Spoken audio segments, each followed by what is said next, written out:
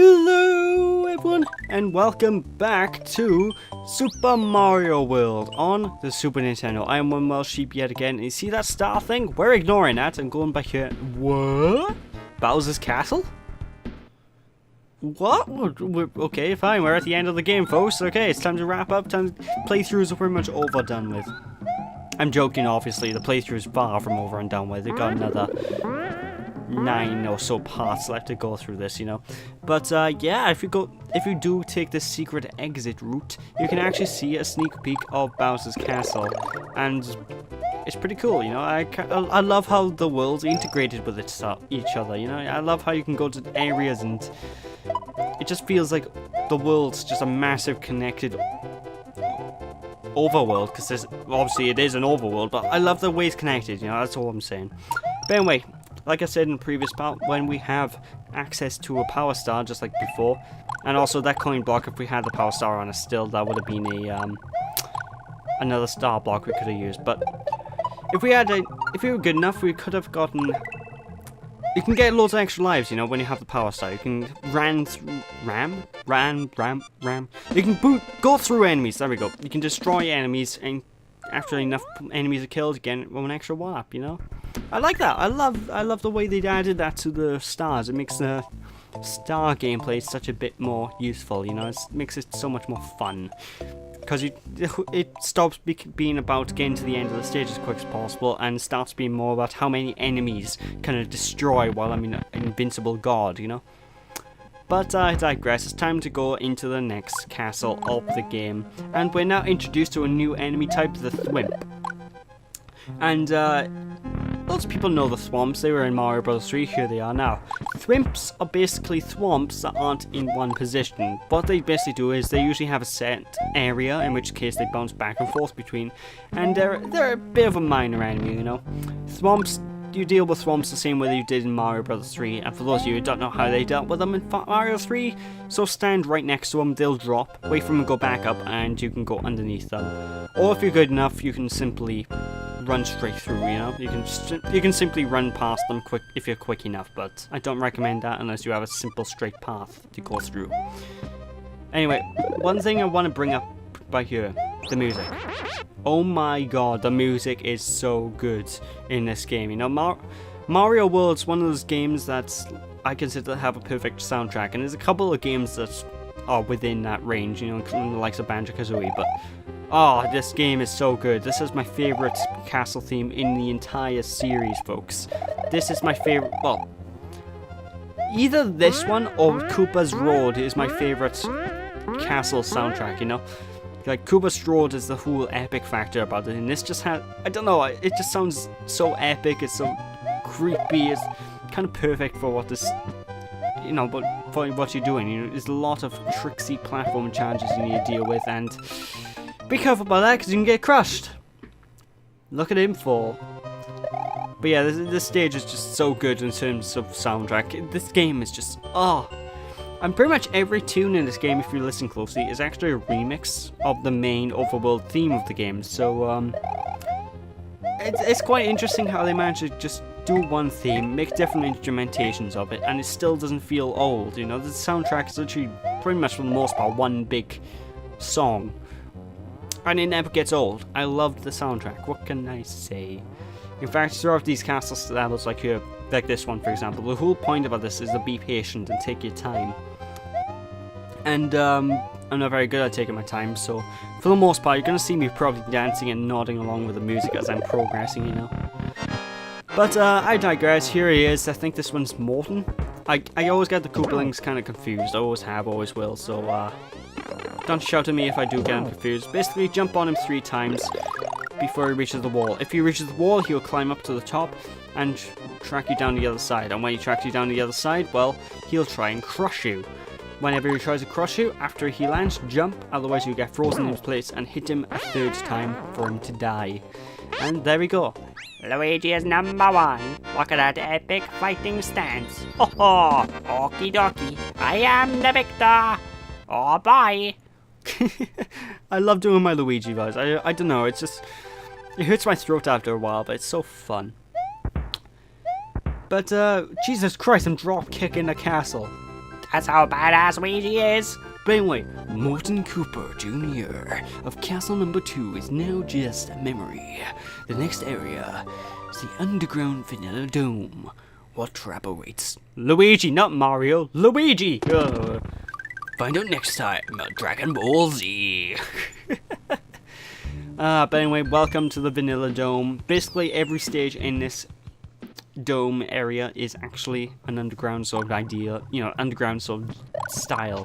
And the underground levels aren't my favorite levels in the game, but yeah, they do their job, you know, they're pretty interesting. Now, one thing I want to bring attention to is the fire. Now, the fire flower works like it has done in all the previous Mario games, you know, it's like a move you come to know and love.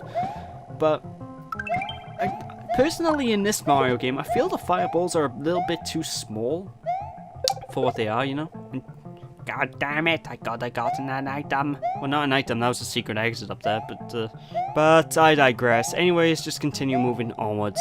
Move onwards, I say. And, yeah, move into the next sequence. But yeah, as I was saying, the fireballs that Luigi shoots, they're too small. You know, I really would appreciate if the fireballs were a little bit bigger. That would do a lot better. You know, it would help me out a little bit, but yeah, I digress. Anyways, time to destroy everything, and no, I still got him. Yeah, that was a bad idea, folks. Don't use me as example there, but I really wanted to kill him and get that one up. So, yeah. But yeah, the fireballs, like, in the new Super Mario Bros. Series, the fire flower becomes so much more useful. And I think it's primarily because the fireballs are around half the size of your body in that game, you know? The fireballs are huge. But, I could be wrong in just thinking that. The fireball is still, you know, fire flower is still a useful power-up to have, you know? It's always been my go-to Mario power-up for the most part. When the game doesn't have broken power-ups like the Cape Feather or the Raccoon Tail. Although one thing about the Cape Feather that I am yet to actually talk about is that if you have a Cape Feather, you can actually slow down your fall, you know, whenever you're jumping just by holding down the jump button. So it's very useful to... screw you, football guy. If you have the Cape Feather, it's very useful for platforming just because you can hold down the jump button and you slowly glide to the platform where you need to land on. It makes precision platforming so much easier. But I digress. With that, now it's time to return for this bonus game anyway. Okie dokie, let's see what Luigi gets. Oh, I just wanted to get the all-star cast, but no, that'd be too difficult for Luigi. But fortunately, I got an all-star L, and that's all I need. Ho ho! But... let's just return back into that stage by here now and pick up the hidden exit that I completely missed out on because I was being derpy. By going to the top secret area first because we need a few supplies. Now I said, folks, I'll be coming back here a little bit, and after a while I'm going to start cutting these out because, well, you don't need to see me going back here every time I go, you know, every time I need to, so... Later on down the line, I'm just going to start cutting these backtracking sequences out entirely, so there's that. But yeah, let's go back to where those colored platforms are, and normally, you're meant to wait until you have the red switch powers unlocked in order to gain access up here, but if you jump off of Yoshi's back by pushing the spin jump button, as opposed to the normal jump button, you can gain enough height anyway, so just use Yoshi to run up here, grab the key, and secret unveiled. Yeah, saucy. But we don't want to deal with Vanilla Secret 1 yet, quite, because we need to go to the lake over here. And, yeah. One thing I want to make note of, though, I just love the art design of this underground cabin here. I don't know why. I think it's probably because of the twinkly lights in the background. It looks cool. Basically, that's what I'm getting at. It looks cool. And the ice level from earlier on, well, I say earlier on, it wasn't until the last part, I don't believe. But the ice level we went into earlier on, or ice-looking level, that's a level trope that's very underused in this game, because you don't see many ice-looking stages, or many ice-themed stages in this game, you know? It's all basically jungle and underground, you know? More tropical themed sort of stuff. It makes sense, because we're in an island inhabited by dinosaurs, and from what I'm aware, dinosaurs don't do good in the cold. They are meant to be cold-blooded creatures after all, but I digress. Anyway, going up here, we're going to have a charging Chuck chasing after us. That's the name of those guys, by the way, and... motherfucker. Oh, the buzzy beetle just goombaed me. Oh, is that how it feels? Oh, Luigi don't like that. Anyway, just run by her with the P switch and jump on said P switch, and this way is the only way you can actually gain access to the secret exit. Basically, the secret exit is obvious. Grab this key, head on down here, and you'll see a switch where we just insert the key into. Although one thing that's quite interesting is whenever you have the secret keys or holding anything actually when you're underwater, for some reason Mario and Luigi will just get propelled forward, and in some cases it makes the swimming easier, and in some cases it makes the swimming harder. Like, hey, it's an Omni Shell! Those things are awful because they're invulnerable. But essentially whenever you're grabbing something underwater... Hey, I didn't get the extra one up, that's annoying. But whenever you get item underwater and use it, you can use it to propel through the stage a lot quicker. It makes it really easy to get through the stages, it just makes it a bit awkward to dodge enemies, you know. It's very awkward to dodge enemies when you're holding stuff underwater. But anyway, with that, as the red switch palace pushed, and the red blocks that you get from the red switch palace, as I explained previously, are pretty useless. They basically serve as platforms, and they're used mainly to gain access to either hidden areas or just to help you in general during simple platforming sequences, like a couple of bottomless pits. Well, why didn't you break through the blocks, Charging Chuck? Okay, that's confusing. That just makes it very tedious. Come on. Oh, now that's what I call a tight squeeze. But yeah, basically all they did is make a lot of platforming sequences we need to deal with later down the line a little bit easier to handle, you know. That's all the red blocks really do, because they just, some of them go over bottomless pits and what have you. But with that, ladies and gentlemen, I digress. That is pretty much the end of this stage over and done with, and these bats are driving me batty. All poor jokes aside, the bats drive me mad, you know. And if you're wondering what that noise was, basically the Charging Chucks, well, some of them have the ability of Shadow Clone Jutsu, for those of you Naruto fanatics out there, and I'm far from a Naruto fanatic, I just know bits about that show. But basically they split themselves up into 3 different versions, and all 3 versions will come chasing after you, and it's very terrifying when they do that. So if you see a Charging Chuck suddenly turn into 3 Charging Chucks, run. Oh no, another ghost house. Mario!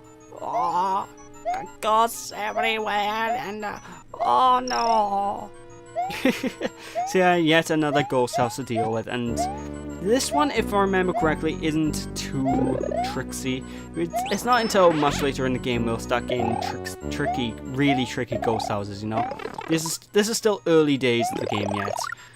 And I am thankful I picked that up. I almost had a heart attack. Jesus Christ. All your money gotta get... Another thing about it, have I broke 100 coins yet in this playthrough? I don't think I have. Jesus, and oh my god. I don't know why, these things remind me of Ghostbusters 2. I think it's probably just the colour of them, they always... I don't know, it's a weird thing to bring up, but they always made me think of Ghostbusters 2 whenever I see these things. But basically, they're like antimatter or dark matter or something like that. And anything they touch will become not a floor anymore, you know? So just be a bit careful of them and spin jump on them whenever you can, because otherwise you're probably gonna die. But anyway, what you're gonna want to do to get through this area is simply bring a P-switch over yonder and go through that one door. And Bob is your uncle. The close house? The ghost house is cleared. Okie dokie. Never gonna go back to that place again. Oh no. Which is actually true, because that is one of the few ghost houses in the game that actually has one exit, if I'm correct. But with that, folks, that is it for this part. So thank you all for watching. Hope you all enjoyed. Don't be sheepish, people, and I'll catch you all next time. Bye!